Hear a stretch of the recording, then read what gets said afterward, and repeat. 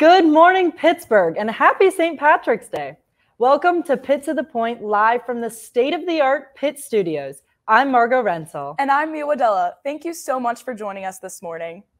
Pitt to the Point is your one-hour news magazine show that covers everything at the University of Pittsburgh to its regional campuses, to the City of Pittsburgh, as well as national and international news. We'll be covering everything from entertainment, politics, and sports. And we'll be sure to keep you updated on all things Pittsburgh, all the way to the point.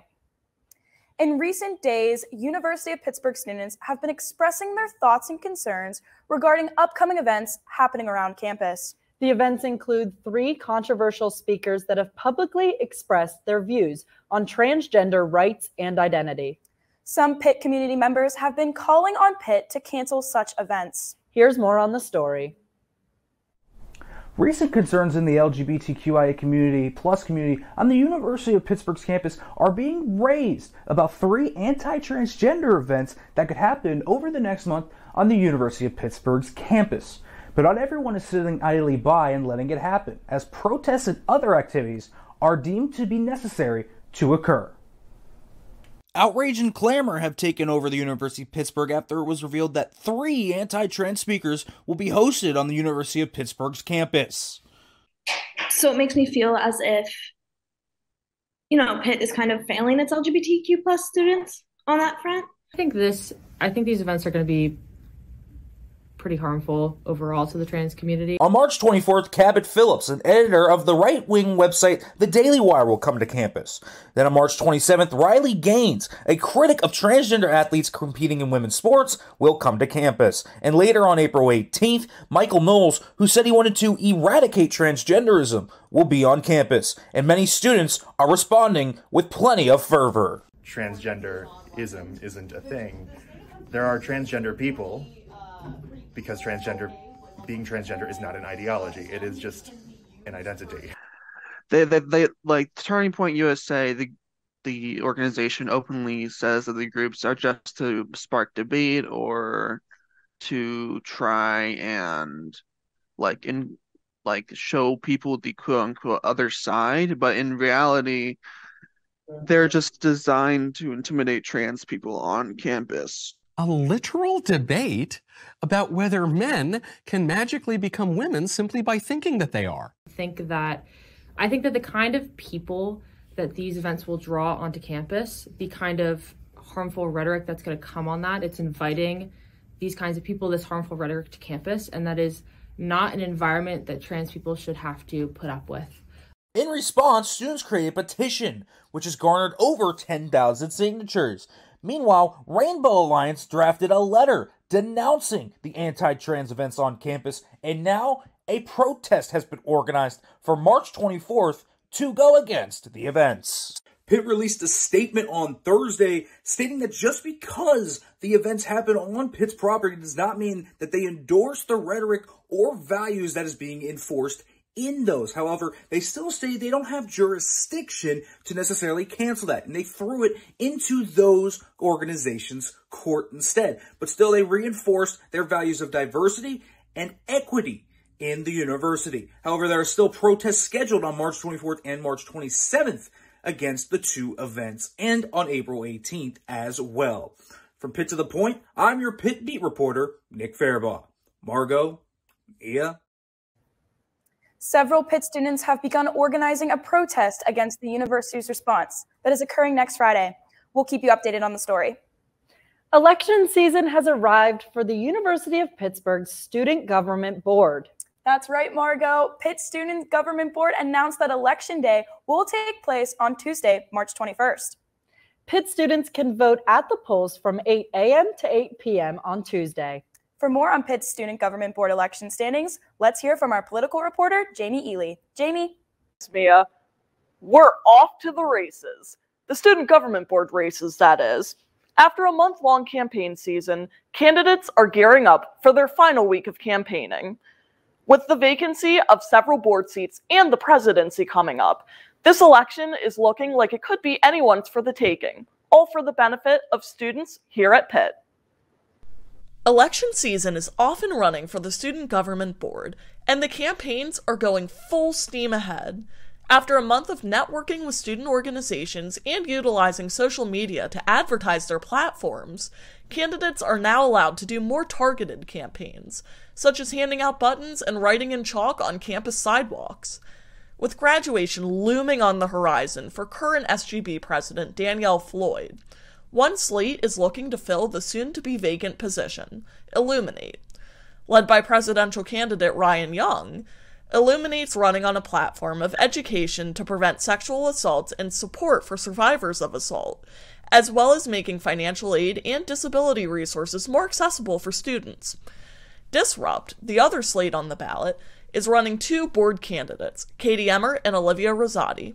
Much like their name suggests, Disrupt's mission is to shake up the Pitt environment. Launched because they were upset with the university's refusal to manage and address student concerns in a meaningful manner, Disrupt is focusing on improving sexual violence prevention, reform to the Title IX office, and demanding fossil fuel divestment. While the presidency is unopposed, the board seats are anyone's game.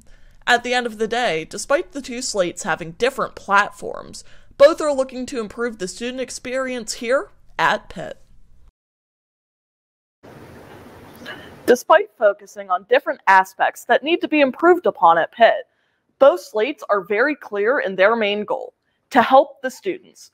However, it is up to the students to vote and decide who will advocate for them. Voting opens on March 21st and runs from 8 a.m. to 8 p.m., in which students will make their voice heard and make change happen. For Pitt to the Point, I'm political reporter Jamie Ely. Margot, Mia. Thanks for that update, Jamie. Since 1913, the Pitt News has been providing the Pitt community with accurate and timely news. We are proud to feature them on the show. Take a look at the latest headlines.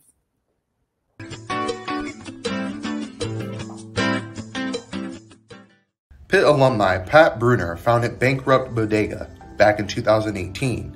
What initially started as a personal clothing brand eventually evolved into a clothing and film hybrid that highlights the work of local photographers and actively gives back to the community. James Barr von Osen has been named the new director of the Pittsburgh Supercomputing Center. The PSC is a research center owned by both the University of Pittsburgh and Carnegie Mellon University. Van Osen will officially fill this new role this upcoming May. The University of Pittsburgh is currently reviewing the hiring process of a current Pitt business professor. The professor was reported to have made non-consensual sexual contact with multiple people during his time as an employee at Michigan State University. Pitt plans to announce the next appropriate steps after this initial review. We got a tip for that story from Alex Walters, who is a reporter for the State News, which is the Michigan State student newspaper. He actually took the liberty to email us a copy of the Freedom of Information Act request, the report that they acquired from Michigan State University, which had all the information about this incident and the investigation that followed it. So I would like to give a shout out to Alex for that student newspaper solidarity. It was very cool of him to think of us and to get in contact with us about that and give us that information. Pitt's campus is not only excited because of St. Patrick's Day, it is madness. That's right, Margot. March Madness is in full swing. Pitt students and Pitt fans are excited because of a recent nail-biting win that happened on Tuesday night. Pitt will take on Iowa State today, Friday the 17th at 3:10 p.m. That game was crazy, Margot. I almost had a heart attack while watching it. Me too, Mia. It was madness. We take it to our Pitt sports reporter, Erin Clark, for her take. Erin? Thanks, Margot. I don't know about you guys, but I am so excited it's this time of year again. March Madness is back, and for the first time since 2016, our Pitt Panthers were selected to go dancing. No one foresaw this run the Panthers have made, and many doubted head coach Jeff Capel's ability to bring success to the program after a rocky last couple of years. Capel and his players described the emotions they felt hearing their name called Sunday. When the Panthers heard their name called Sunday evening during the NCAA tournament selection show, everything came together for the men's basketball team. They had finally proven themselves, and so had head coach Jeff Capel. It had been a tough last few years for Pitt, finishing 11th or lower in the ACC in the previous 4 seasons. This put high pressure on Capel, who started with the team in 2018, to show he could make something out of the talent present here. This season was one no one had predicted.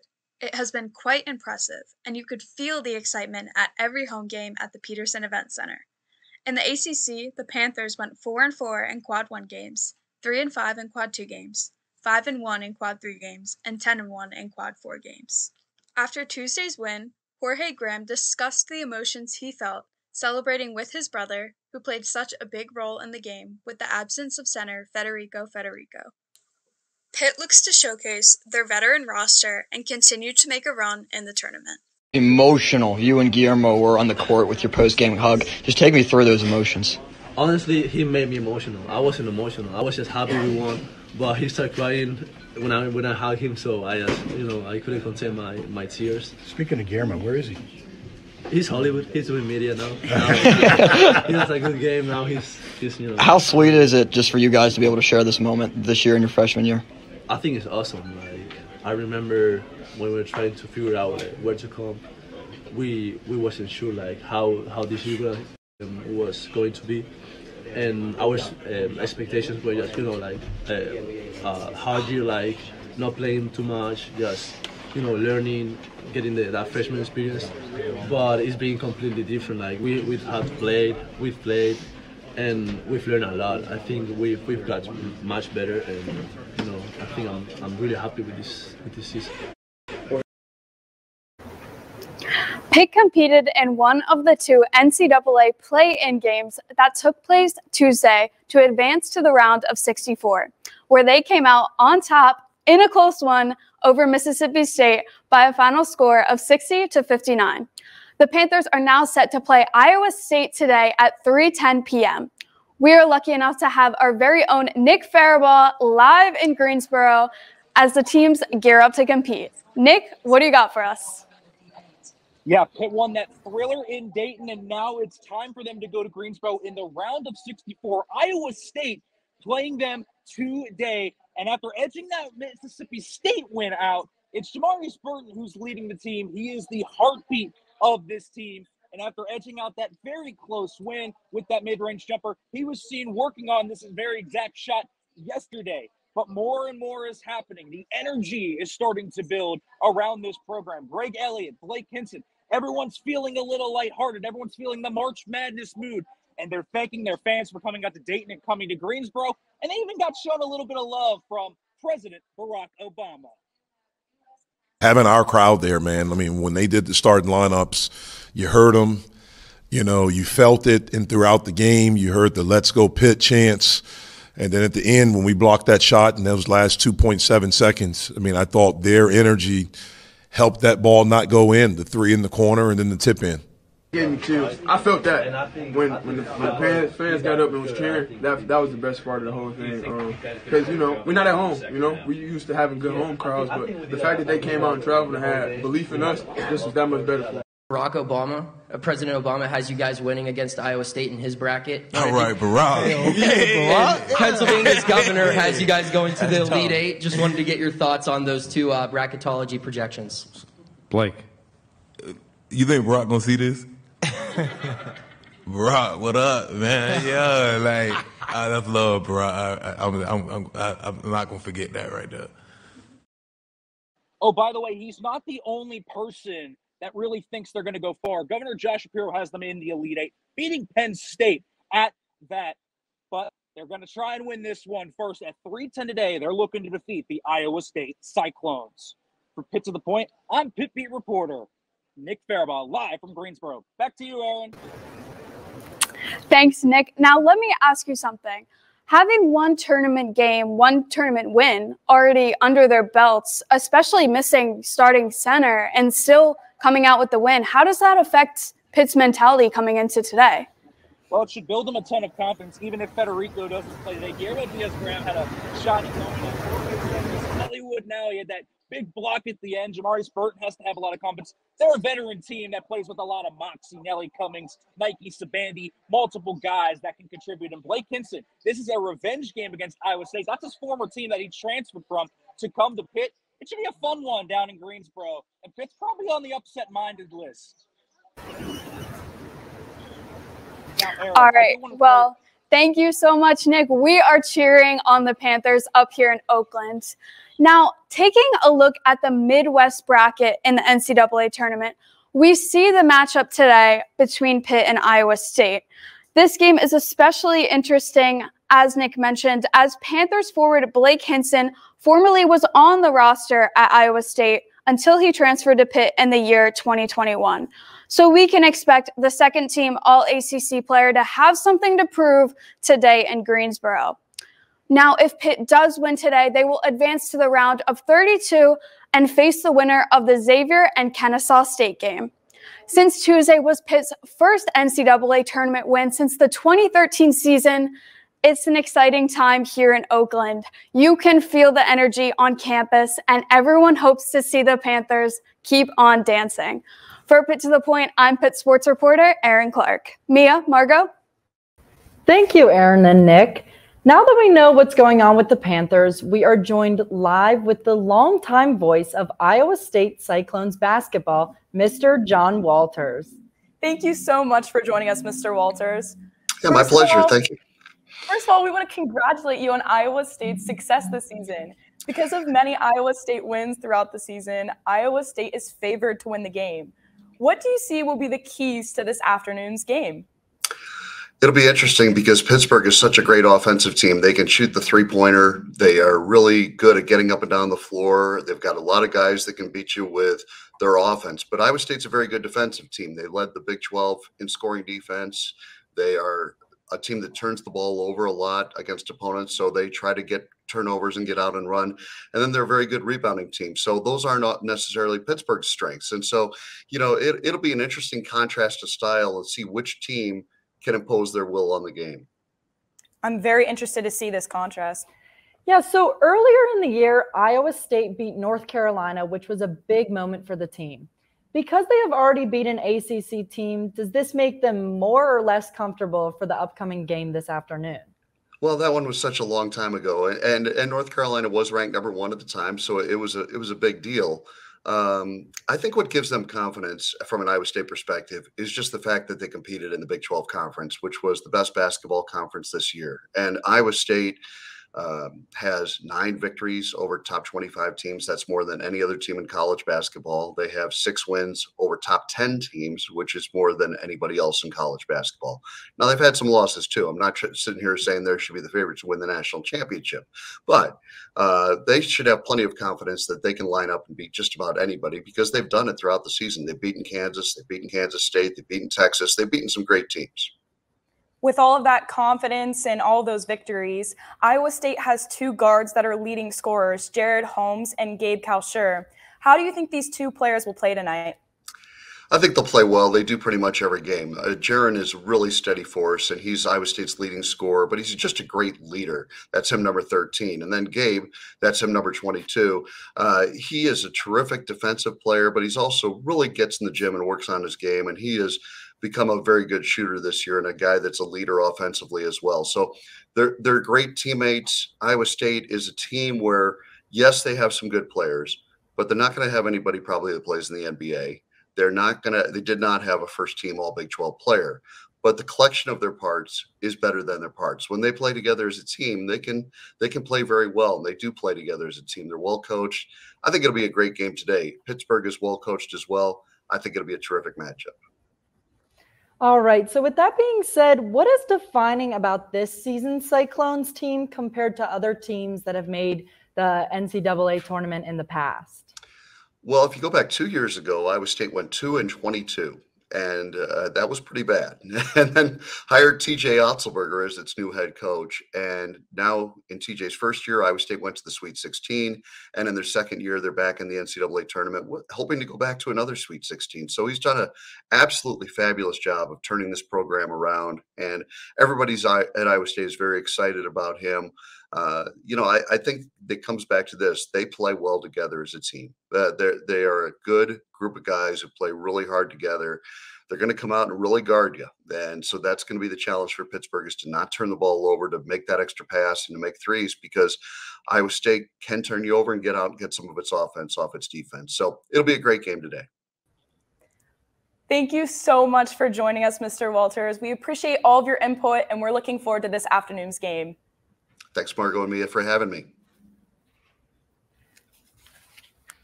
We wish Iowa State luck, and we also wish our Panthers luck. It'll take the luck of the Irish for them. I'm looking forward to it. Stay tuned to hear from our college and high school friends at Lancaster Catholic. Stick around to hear more from our regional campus reporter on a criminal justice forum at Pitt Johnstown. And coming up, we will learn more about a local business that is dedicated to Irish-themed items. And with more Irish culture, we will look at the largest St. Patrick's Day celebrations happening around the city. After we return, we'll be right back.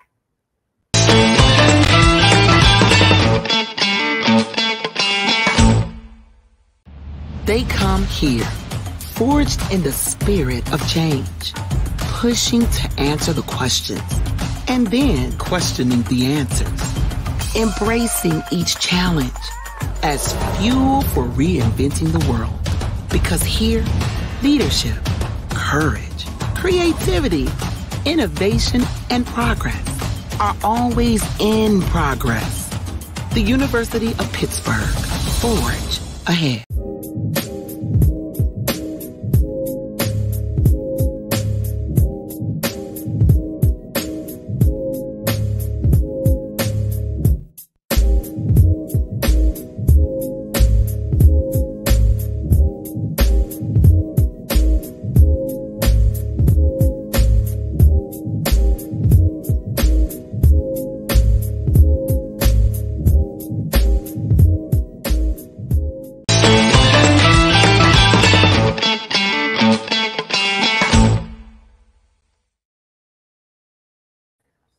Welcome back. Have you checked out our website yet? Well, if you haven't, give it a look. If you want to see all of your Pitt to the Point faves and stay up on current events, check us out on pittothepoint.com. If you want to learn about the magic that happens behind the scenes and see more of our good-looking team, check us out on our social media.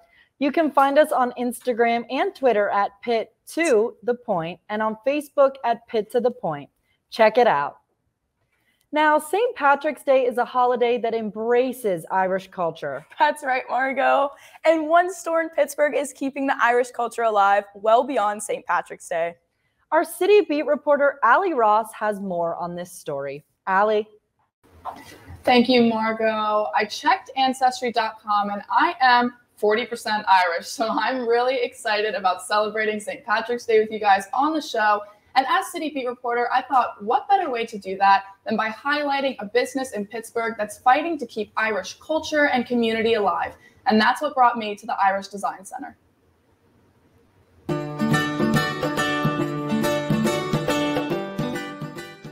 Well, the store itself has been around for 45 years at this point. Began by a man named Paul Carey, who ran the Irish Design Center here in Pittsburgh for 40 years. Pretty connected through my own heritage.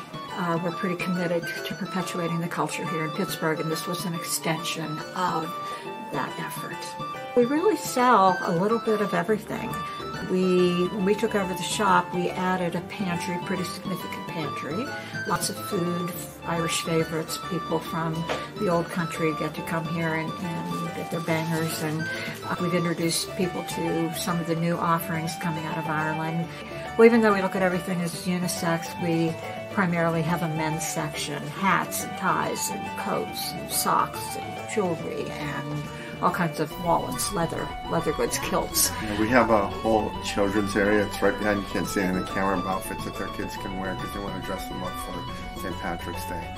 And we go just about every year to Dublin to meet the makers, the people that are from Ireland who put these things together. I've been coming here probably at least 25 years. It's everything Irish. I mean, I'm Irish, and my wife is Irish. And they have such a variety of stuff here. It's just amazing, all the different things they have. That if you like Ireland, this is the place to come. Tom and Mara, the owners, did tell me that they are going to have some promotions and fun stuff going on for the holiday today. So if you still need your lucky green sweater or you just want to check out the rest of those Irish goodies, make sure you head down to Carnegie Mellon's campus to the Irish Design Center. For Pitt to the Point, I'm your City Beat reporter, Allie Ross. Margot, Mia? Thank you for that, Allie. Mia, are you Irish? Well, I know this weekend I will be, and we're wearing green. Exactly. We don't have to pinch each other. Next up, we have an exciting college and high school report for you. Today, we are joined live with Lancaster Catholic High School to see what is going on with the Crusaders in Lancaster, PA. What do you guys have for us? Thanks, guys. My name is Alexis Lenhart. And I'm Xavier Molina. Lancaster City is filled with so many historical and fascinating sights. From shows at the Fulton Theater to conventions at the Marriott, Lancaster is never boring. Our focus for today is shopping at the Lancaster Central Market. So let's go see it. Looking for fresh produce, fun times with friends and family, and the oldest farmers market in the country? Then the Lancaster Central Market is for you. This highlight of Lancaster City houses 60 diverse vendors. So, I went down to the heart of Lancaster to find out what makes this place so special. The market was established in 1730. Originally, it was an open-air market. And then in 1889, this building was constructed. The oldest stand is actually Groff's Vegetable Stand. We've been here for almost 70 years. So I'm the third generation, and my son over here is the fourth generation. My favorite thing about being in Central Market is I get to meet all kinds of new people. the people that make the Central Market different from just going to your grocery store. Having that personal connection with the customers. They come here and they smile. Wow, from this experience, I can definitely say that the bond and energy that this building brings out in people is irreplaceable. For Lancaster Catholic, I'm Mia Loney. Wow, my mouth is watering. I think it's time I take a trip back to the market. Me too. If you're ever visiting, Lancaster Central Market is located on 23rd North Market Street and is open on Tuesday, Friday, and Saturday. This has been Lancaster Catholic. Back to you guys. Thank you, Xavier and Alexis. Now, you mentioned your mouth was watering, and mine is too. I don't know about you, Mia. What's the first thing you're going to get the next time that you go? The first thing I'm going to get is the pizza they have over there. It is very delicious. I really like the kinds of fruits they have and vegetables. It's always just very fresh. I like it. It's nice. Well, that sounds very yummy. And thank you so much for informing us on that market. College campuses are the prime location for crime-related activities to occur. That's right, Mia. University of Pittsburgh students experience these events not only in Oakland, but in regional campuses as well. Our regional campus reporter, Aiden Dean Dunn, has more on an upcoming forum at Pitt Johnstown that could help. Aiden? There's a forum coming up next week at the University of Pittsburgh, Johnstown to discuss the possibilities for reformation and improvement of our criminal reform system. This is an opportunity for students and teachers and community members to come together and hear discussions between and have discussions with the very people who make up and enact change on our criminal justice reform system. For me, the whole point of college really is to introduce people to new ideas, to introduce them to other worldviews and perspectives, to make you a little uncomfortable, right? It's not just getting reinforced what you already believe. So if we can get a perspective that's not usually shared, even if I don't happen to share it myself, I think we're doing a service to the community. We're doing a service to our students, because then they can hear those ideas and weigh them for themselves and decide who they agree with, who they don't. And that is exactly what this forum is set up to do. It includes a diverse group of voices, including politicians and legislators from different parties, former law enforcement officers, and lobbyists who will discuss the varying issues. Professor Kleinstuber notes the specific significance of these topics for the residents of our state. I think that the topics particularly affect Pennsylvania a lot. We are, for example, one of 12 states that does not have a compensation statute for exonerees. We're one of the states that's resisted legalizing recreational marijuana. Pennsylvania has more people serving life without parole than any country in the world except the United States. And we have more people serving life without parole than any state in the country except Florida. We have about 10% of the nationwide total of people serving life without parole in Pennsylvania. The forum will take place at 5 p.m. on March 21st at the John P. Murtha Center for Public Service and National Competitiveness. Professor Kleinstuber wanted to remind us that this isn't just a soundbite or a press release, but it's a real opportunity to hear a discussion between the people who have the opportunity to make change in our system, and it's a discussion that you can be a part of. For Regional Campus Reporting at Pitt to the Point, I'm Aiden Dean Dunn. Margot, Mia? Thank you so much, Aiden. Coming up, we will be soaring into one of the most ultimate clubs on campus. Stay tuned for news on the Pittsburgh Penguins and PPG Paints Arena from our city sports reporter. All that and more when we return.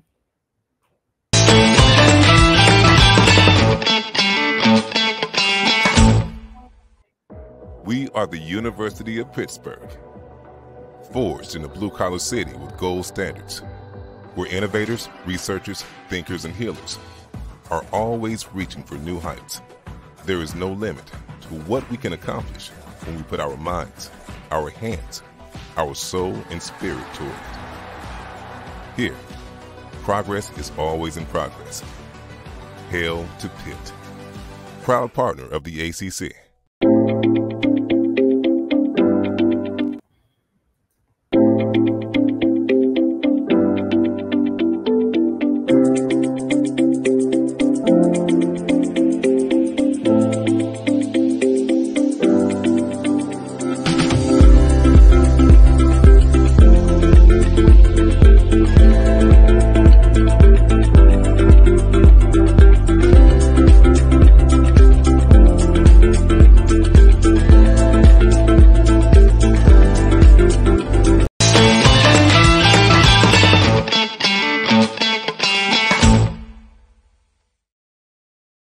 Back to Pitt to the Point.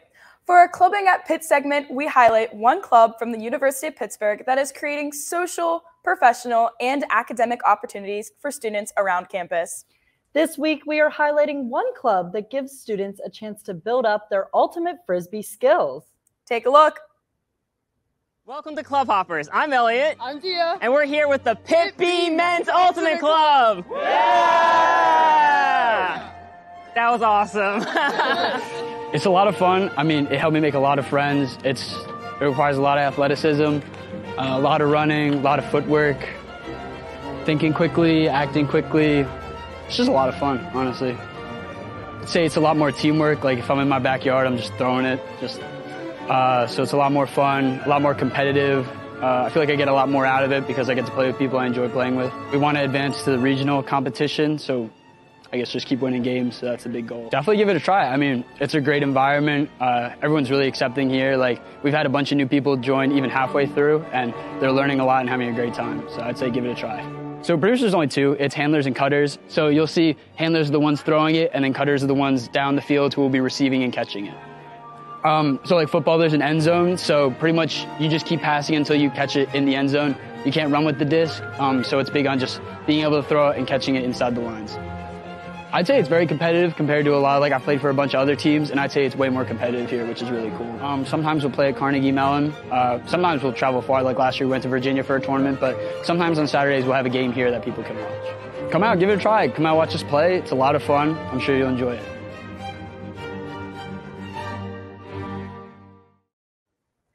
Margo, that club looks like a blast. I agree. I wonder if they're recruiting any lefties. I'll have to work on my swing. Now, Pittsburgh is a hotspot for all things sports, as we just learned. That's right, Margo, especially hockey. The Pittsburgh Penguins are making advancements, not just in their season, but also in their facilities. We take it to our city sports reporter, Amelia Pearson, who is live at PPG Paints Arena for updates on the Pittsburgh Penguins. Amelia? Thanks, girls. Now, you may notice we are outside at PPG Paints Arena today, and that's because the Penguins season is dwindling down to an end. With less than 15 games left to play this season, some fans are wondering, what's up with the lackluster content we've been receiving with the Penguins this year? Yeah, it's been an interesting season, but the team still holds a wild card spot for the Stanley Cup playoffs. The question is, can they hold on to it? The Pittsburgh Penguins are in the final stretch of the regular season with only 14 games left to play. The team currently holds a wild card spot for the Stanley Cup playoffs, sitting 4th in the Metropolitan Division and 7th in the Eastern Conference. Captain Sidney Crosby says that the team is making a push for the playoffs. It should be, full throttle here. They want you even louder. See what we can do and get every point we can get. I think it's a good thing when you're playing important games every single night. That's going to bring out our best, and it should make us that much more sharp. And if we find a way to get in, then I think that'll be something that serves us well. Okay, but we're going to find a way give me to like get a there first. 10-second countdown. Forward Jason Zucker has been a firecracker for the Pens as he leads the NHL in goals scored since February 28th with 9 goals in 8 games. After some frustrating losses, Zucker had this to say. Done some pretty good things the last few games, obviously not tonight. So we need to move past this one pretty quick. Even though we didn't win those last few, we did some really good things in those games. So we got to get back to playing our game. We got to throw this one away as quick as possible. The team will face off against the New York Rangers tomorrow at 8 p.m. at Madison Square Garden. Like Crosby said, a push needs to be made to stay in playoff contention and bring home another Stanley Cup. And some PPG news with Pittsburgh. This arena will be getting some upgrades this season. And by upgrades, I mean $30 million worth. They'll be getting a new VIP suite, 2 bunker-level suites, and, just like the Pirates, a brand new scoreboard.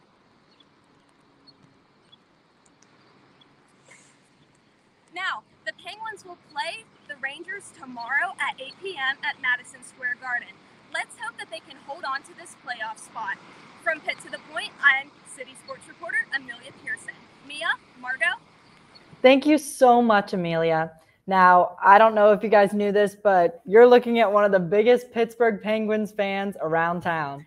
I try to at least. At least the university offers some student rush tickets, so I've been able to catch some games for a pretty cheap cost. Absolutely. She took me to one. Thank you, as always, for tuning in to Pitt to the Point. We ask you to stick around for an exciting story on an eco-friendly robot from our business and technology reporter. Stay tuned to learn more about an incredible Pitt alum who has a remarkable career in the sports industry. But wait, there's more.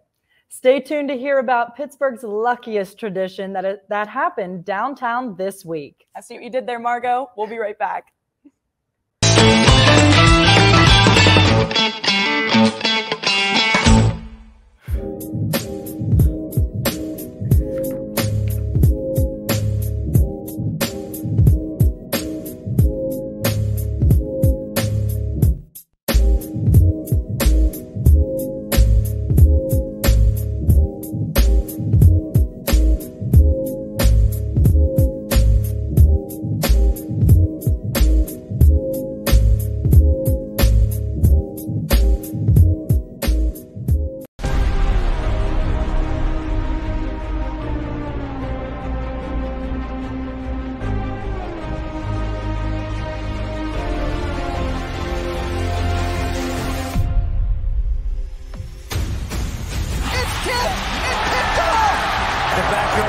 Officially back and in the books. Stefanski just shoots and she scores. They're the winningest team in Pittsburgh history. Ball sent in. Sullivan, Pittsburgh, 1-0. Great strike, Michael Sullivan. Pittsburgh has a share of the ACC title in 2022. The record set by Tony Dorsett has been broken by Israel Abanikanda here. The Pitt Panthers are going into the next round for the first time in program history.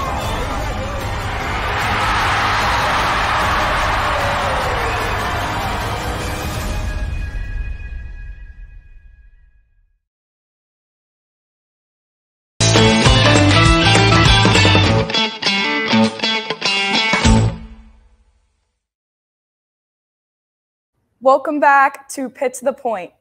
The United States has been struggling with the opioid epidemic for years. Pennsylvania specifically has been one of the leading states in opioid overdoses. The coronavirus did not help with the opioid epidemic either. In this edition of the Medical Minute, take a look at the plan the University of Pittsburgh has come up with to help counties in need.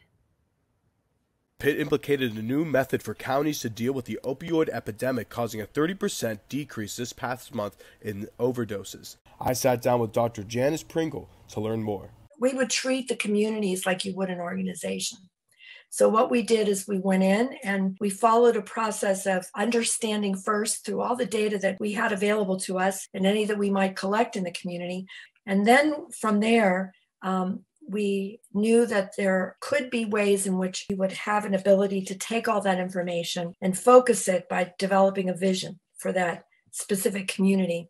And that you could use that vision to galvanize individuals to work together for the purpose of reducing overdoses. And we gave the communities some guidance as to how they could pull these coalitions together. And then we helped them launch the coalitions. We helped them put together some of the needs assessment information so that the coalitions would see what was going on and what really might be the suggestions of things they could do next. I then asked Dr. Pringle what the university and research team will do to ensure that the overdose numbers continue to trend in the correct direction.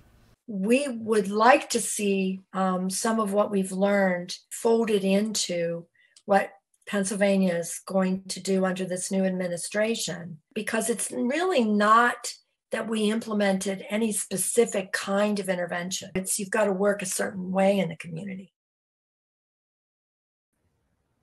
Very insightful. Now, reuse, reduce, recycle. We have all heard it, but many trash is failed to be recycled. A new solution to this age-old issue is the trash bot. The robot sorts the trash thrown away into specific categories. Our business and technology reporter, Maggie McLeod, has more on this revolutionary technology. Maggie. Does this piece of trash belong in the recycling bin or the trash bin? Don't know? Neither does 2/3 of people within the United States. While we struggle with this problem, Pittsburgh-based company Clean Robotics is working towards finding innovative ways to sort through recyclables versus trash and fix this human error through the power of AI technology. This is TrashBot. It may look like just an average trash bin on the outside, but on the inside, it's using artificial intelligence to sort trash and recycling so you don't have to. There's actually about 74 to 75% of our landfill that could be recyclable. We're really missing a large piece of the puzzle in regards to what's happening at the point of disposal. TrashBot's really created to take that decision away from the human itself and allow the robotics to automate and sort. So what we do is we show it an image and say, here's this object, and this is what it is. And we teach it this way over and over and over with many, many examples. And yeah, eventually it sort of learns that, oh, this is an aluminum can. TrashBot can also track the fullness of trash bins in real time. Places like airports often struggle with efficient trash removal, either taking out the trash too often or letting trash overflow for too long. Like, for example, Wednesdays at 6 a.m., there's a bunch of flights that come in from China, and a bunch of people throw stuff away, and all your bins are full at that time. You might want to hire more people at that time, or get real-time alerts like, hey, bin 76 is full. Then they know, and they don't just have to wait until somebody walks by and says, oh no, look at that. TrashBot shows that one person's trash is another one's treasure, and the team at Clean Robotics sure do treasure the fact that they are making a difference in the world. Why I'm here is, once again, right, just to make a difference. You know, we only do get one life, we only do get one opportunity to really leave some sort of lasting impact. Whatever I can do to support that, I feel like I'm making a difference. As for ways you can make a difference on an individual level and make the recycling process easier, Mr. Galvez gave a rather simple solution. Just take any plastic bottle you have and dump the liquid out before putting it in the recycling bin. This small change can actually make a huge impact and can make or break if your piece of plastic ends up being recyclable or just another piece of trash in the landfill. From Pitt to the Point, I'm business and technology reporter Maggie McLeod. Margot and Mia? Thank you for that update, Maggie. It is incredible what technology can do today.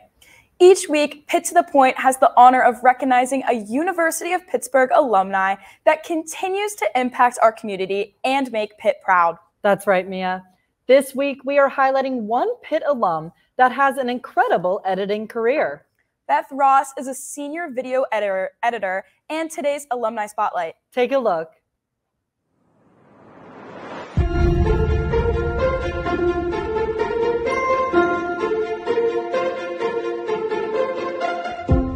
I'm a senior video editor, and depending on what the season is, that's what sport I'm cutting. From August until February, I'm cutting mostly NFL. I work for Sunday Countdown, Monday Countdown, and for NFL Live. And I could either be working on our edit system, or I could also be doing telestrations. And that's kind of my favorite thing to do. So I try to do that as much as possible. And telestrations would be like the rings that fall, the arrows, people moving around. So you work directly with the talent and they tell you what they want to show. And then you figure out how to do that. Whatever the biggest story of the day is, or whatever the best game is, that's what they're going to want first. So if you're cutting that game, you might have 30 seconds after the game's over to get that in.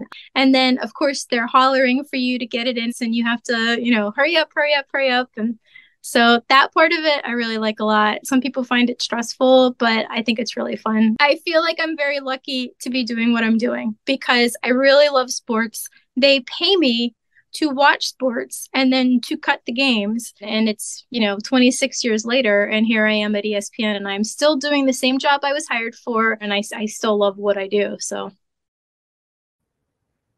Wow, I can see why she was our spotlight. Editing is a career that not many people realize is tedious and hard work. Coming up, we'll be lucky enough to hear from our entertainment reporter about Pittsburgh's St. Patrick's Day Parade. After the break, we'll be joined live with a Pitt student who was given the opportunity to present at the Academy Awards. All that and more when we return.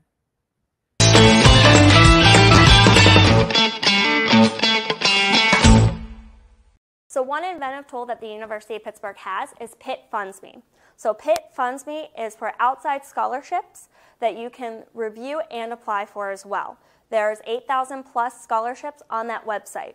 These scholarships have been vetted as good and reliable resources, so you can guarantee that these are not resources that are trying to steal money or trying to scam you in any way. Any student has access to this, even admitted students who have not deposited yet. When you go into your my.pitt.edu, you'll want to search in the Ask Kathy box, Pitt Funds Me, and make sure instead of an S in Pitt Funds Me, you're going to put a $sign. That will allow you to go into the portal to be able to look at all the outside scholarship opportunities that fit your specific profile. They will ask several questions. You do not have to answer all questions or any questions if you don't want to, but the more questions you answer, the more opportunities that become available to you to apply.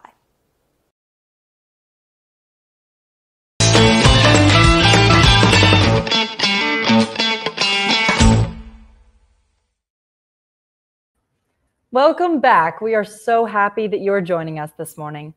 Pitt Tonight is the university's best and only late night talk show. From a live studio audience to sketch comedy to a house band and hilarious show host Nick Casano, it's worth checking out Pitt Tonight. The guests for Pitt Tonight will be announced on their Instagram. People can find tickets by scanning the QR code on the screen or by going to their Instagram at Pitt Tonight.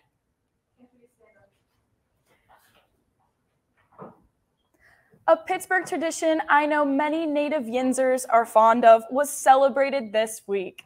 That's right, Mia. Pittsburgh was painted green, just like us, this week in celebration of St. Patrick's Day. I'm looking forward to hearing about it. Let's hear from our entertainment reporter, Anthony Stici, with more on Pittsburgh's St. Patrick's Day Parade. Anthony, what do you have for us?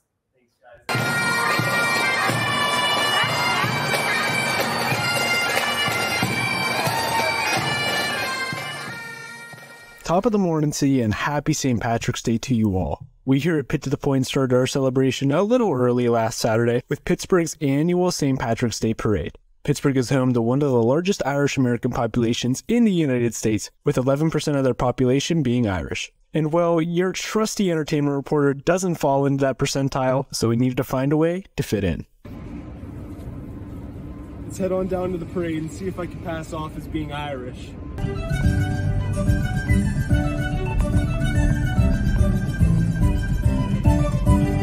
Do you think I could pass as being Irish for this parade? I mean, not really, but I mean, you probably fit it better than me, but you know, I don't really think it matters that much. I try my best. Okay, well, maybe my disguise didn't make me any more Irish, but that didn't stop the annual celebration from continuing.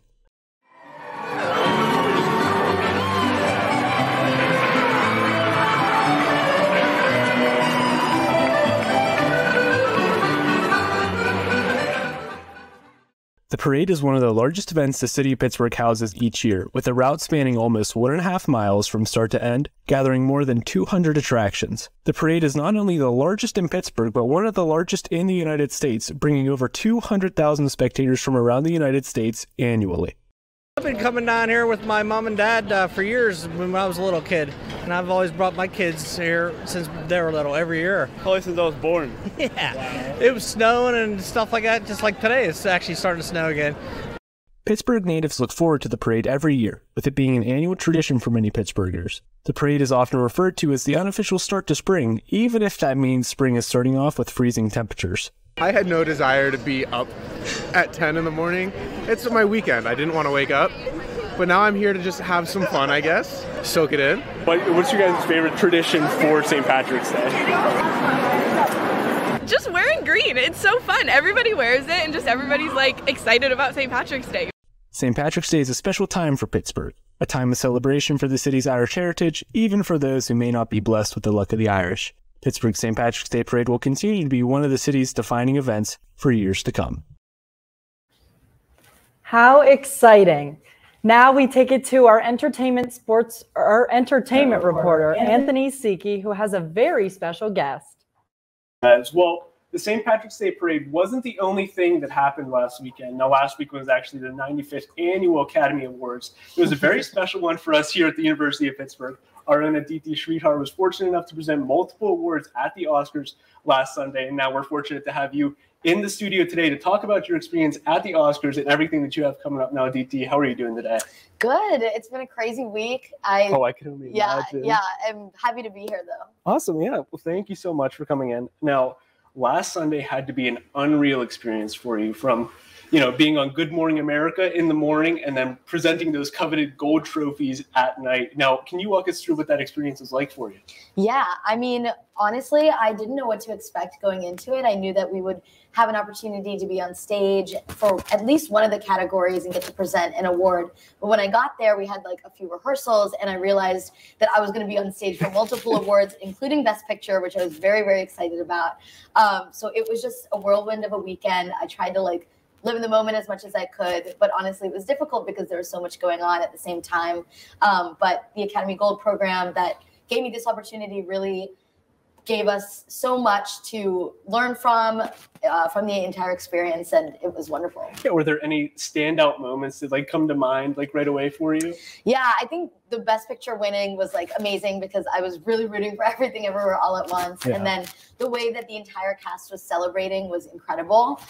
They almost wanted to celebrate with us and bring us into it. So it was almost like we were part of that historic moment. Michelle Yeoh even gave us a hug. Oh. It was fabulous. I was just so happy that we got to share that moment with them and just see an Asian American movie win. It was really happy for me. Yeah. So of course you're an aspiring filmmaker yourself. What was it like being on one of the largest stages for filmmakers? I mean, I would even say the largest stage for filmmakers at such a young age. Yeah, it was this very surreal experience, but I think there was so much synergy in that room. And honestly, you stop looking at celebrities as celebrities and you start looking at them as people and seeing how impacted they were when they won awards or when they were even nominated for an award. So to see how much their artistic craft means to them just made me more inspired and motivated to do my own work and hopefully one day get to go back there. And it was just very crazy to be in the room when the stage manager took us onto stage right before it started, and the entire room was just packed with people, and you're looking at the front row and seeing Michelle Yeoh and Austin Butler and Steven Spielberg, and you're okay, you're in the room where it's happening. Yeah. So, I mean, you just mentioned that you were fortunate enough to work as an intern with the Academy Gold program. Now, can you walk us through what that experience was like for you? Yeah, absolutely. So I did an internship with Warner Brothers Pictures, and then I was doing the Academy Gold program in conjunction. So we had panels, speaker discussions, workshops, and I met some of the best people that I know in that program, collaborators that I still work with today. And out of that, we started doing a short film and doing short film pitches. So it was really cool just to be connected with so many like-minded up-and-coming filmmakers as well. And that was the biggest thing I got out of the program. Awesome. Well, thank you so much for coming out and talking with us about your experience at the Oscars. We're so excited to see everything that you accomplish in the film industry in the future. We know you're going to do great. Thank you. Thanks for having me. Absolutely. Congratulations again from all of us here at Pitt to the Point.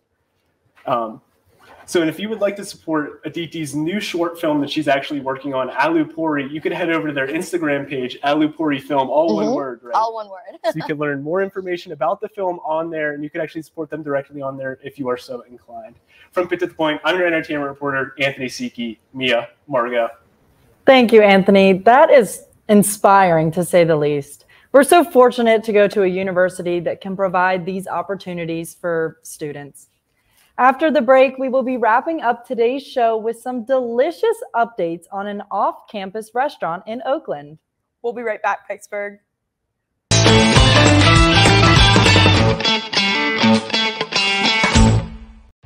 They come here, forged in the spirit of change, pushing to answer the questions, and then questioning the answers, embracing each challenge as fuel for reinventing the world.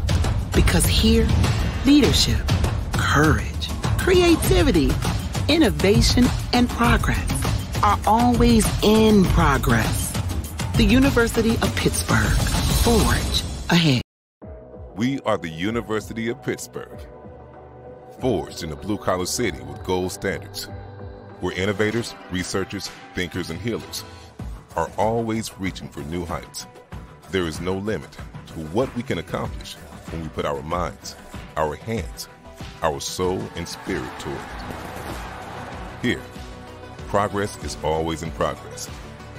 Hail to Pitt, proud partner of the ACC.